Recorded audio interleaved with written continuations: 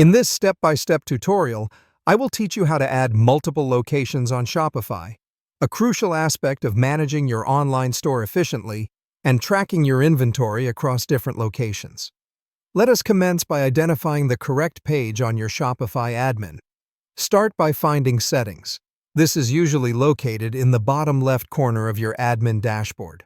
Upon clicking Settings, a menu will open. Search and select the option titled Locations from this menu. This will lead you straight to the Locations page. Having landed on the Locations page, your next move is to add a new location. Towards accomplishing this, you will spot an option called Add Location on the page. Go ahead and click on it. A window asking for details about your location will open. Here, you should input the name for the location you're setting up and its full address, making sure it's precise and accurate.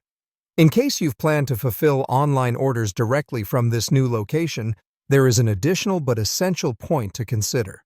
Ensure that you activate the option labeled Inventory at this location is available to fulfill online orders. This step equips your new location with the capacity to handle orders and contributes majorly to your store's overall efficiency. Once these details are filled and proper configurations made, it's time to save your work. Look for the Save button and click on it to add the new location. The information you have inputted is now part of your online store's backend. But wait, there's more to do. Shopify allows you to manage how the system uses your various locations for order fulfillment.